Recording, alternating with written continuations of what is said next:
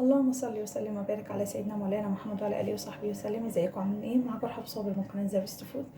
عملنا كنافه كتير وعملنا جلاش وعملنا قطايف وعملنا بسبوسه. تعالوا بقى نعمل كنافه بالقشطه بشكل جديد ان شاء الله يعجبكم. انا عندي هنا كوبايتين من السكر، سكر عادي تمام، وعليهم كوبايتين من الميه. الله اكبر، الله اعظم، الله يسر. ومش هحط فيهم معلقه نهائي. كوبايتين من السكر مع كوبايتين من الميه. هرفع الكلام ده كله تمام، واول ما يغلي على النار، واول ما يغلي هقوم عصر عليه عصرة ليمون. اول ما يغلي هحط عليه عصرة ليمونة واسيبه 10 دقايق لان السيرب بتاع الكنافة عايزاه تقيل شوية. تمام كده، هرفعه على النار ونشوف هنعمل ايه. ادي عندي السيرب شغال، عقبال بقى ما يغلي هجيب عندي الكنافه اللي هي الطرح. كل الراجل عايزه كنافه طرح اللي هي بتبقى الطويله دي. بصراحه انا مبيتها من امبارح، بس انتي لا، هاتيها طازه تمام، علشان تديكي النتيجه احسن، ما تفتفتش منك. وهبدا بقى دلوقتي يعني بمثابه كده نقول 15 سنتي ولا حاجه، وهبدا ان انا اقطع الكنافه بتاعتي. وهاخد اللي انا قطعها دي اهي، بصوا اهي، هبدا اللي انا قطعه او واخداها قطعها دي هبدا اقص عليها تاني. يبقى انا هاخد كده عندي اهو يا جماعه، هبدا اللي انا قطعها دي هقص عليها تاني كده. خلاص كده، بس انت لما تيجي تجيبيها هاتيها طازه افضل بكتير. خلاص، وهبدا اقص عليها تاني وهكذا. وكل اللي انا هقصهم اقوم حطهم في قلب فوطه كده علشان ما ينشفوش مني. خلاص، والسيرب عندي شغال. قلت لكم اول بس كده ما يغلي هقوم اعصر عليه عصرة ليمونة واسيبها وهدي النار عليه، اسيبها 10 دقايق. هقص بقى كل الكلام ده ونشوف هنعمل ايه. ادي عندي الكنافة خلاص زي ما قلت لكم قطعتها وحطيتها، بس بصراحة غلبتني شوية، عشان كده بقولك هاتيها طازة عشان تعملي بيها تمام. وهنا عندي بقى ايه، تعالوا نعمل الكريمة. عندي 4 معالق من السكر و4 معالق من الدقيق او الطحين، ممكن تستبدليهم بالدقيق دقيق سيمولينا اللي هو بتاع البسبوسة، و4 معالق من النشا. خلاص، اكتب لكم طبعا المقادير في صندوق الوصفة. وعندي هنا برضو 4 معالق من القشطة، دي من وش اللبن او اي قشطة عندك مفيش مشكلة. وانا حاطة في الحلة دي حاطة 4 كوبايات من الحليب. خلاص، بعد كده هبدا انزل ايه بقى على الاربع كوبايات من الحليب دي، انزل عليها بالاربع على البارد يا جماعه، انا كل ده شغلي على البارد. بالاربع معالق من النشا تمام، وعندي كمان الاربع معالق من الطحين او الدقيق. خلاص كده، انزل كله. وهنزل كمان باربع معالق من القشطه بتاعه وش اللبن. انا بصراحه بجمعها، ما عندكيش استخدمي عادي هاتي علبة قشطة مفيش مشكلة، سعرها مش غالي يعني. فهبدأ انزل بقى بالكلام الجميل ده على البارد بقى كله تمام. هقلب كويس جدا هو على البارد. خلاص، ما ينفعش النشا ولا الحاجات دي انها تترفع على النار.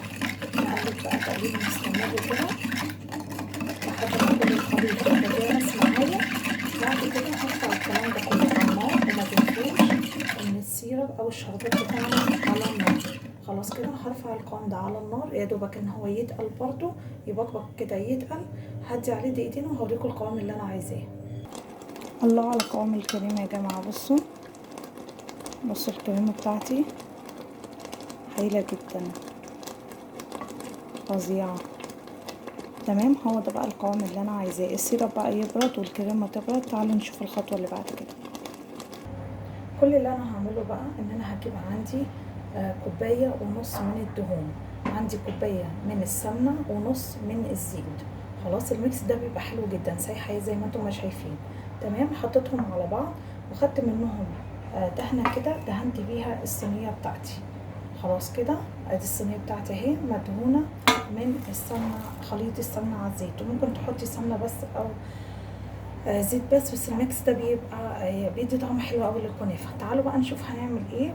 واللي عملته برضو ان انا حطيت الكريمه بتاعتي في كيس عادي تلاجة، ما عندكيش كيس حلواني، ما عندكيش بالمعلقه تمام.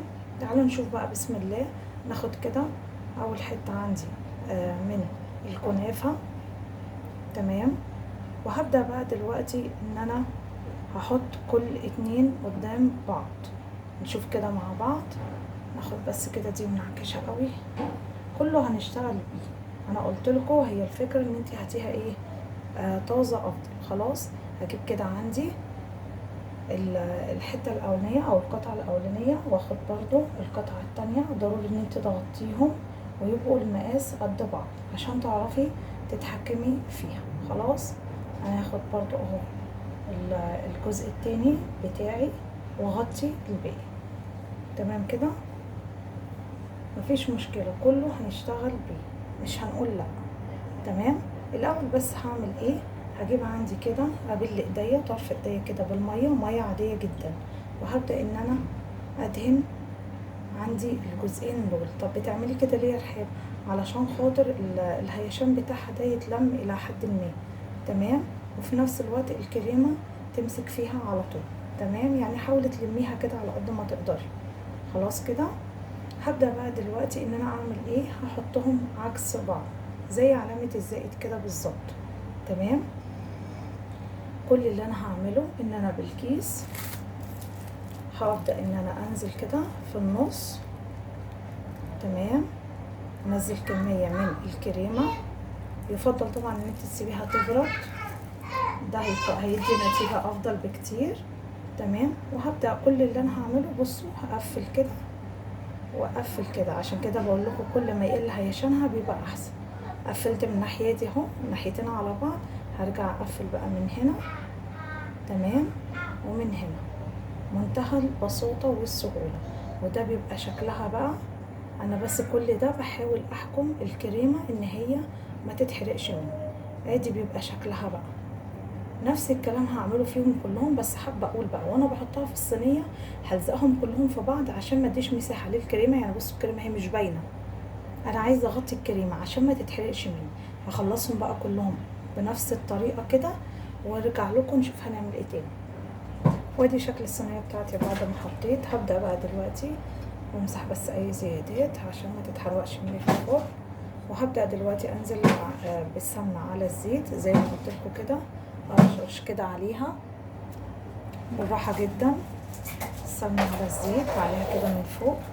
تمام. وما تخافيش لو الكميه، حتى لو حسيت ان كميه السمنه على الزيت كتيره، ارجعي بعد كده صفيها بعد ما تطلع من الفرن. بس ضروري ان احنا حطينا الكميه دي عشان بعد كده تستوي من تحت، السمنه توصل لها من تحت ومن فوق، ما توصلهاش بس من فوق بس وما تاخدش لون، لا احنا عايزينها توصل من تحت ومن فوق. نزلي كده بقى عليها ورشرشي كده عشان تاخد كل الكميه.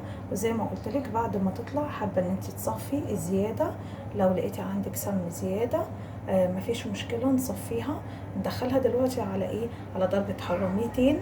بصوا نزلت الخليط كله درجه حراره 200 في الرف الاقرب للارضيه. مجرد ان هي تبدا تاخد كده لون، هنبدا ان احنا نرفعها على الرف الاوسط ونولع عليها الشوايه. خلاص انا دلوقتي مشغله بس من تحت، وهحطها في الرف الاقرب للارضيه تاخد لون، وهبدا ان انا ارفعها فوق معايا، ومجهزه السيرب بتاعي. تمام. ويلا ندخلها ونشوف بقى التسويه عامله ازاي. وادي شكل الكنافه بتاعتنا القمر بعد ما طلعت. بصوا الجمال، فظيعه يا جماعه. تمام. قلت لكم على التسويه تحطيها من تحت على درجه حراره 200. بعد كده بسم الله الرحمن الرحيم صبي بس الشربات ضروري وهي سخنه. وعلى فكره ما تبقاش حاجه في الصينيه من الدهون، وانتي لو لاحظتي ان في دهون اتبقت لازم تصفيها قبل ما تحطي السيرب عليها او الشربات عليها. تمام. بنسقي بقى كلها كده. تمام كده، هايل جدا.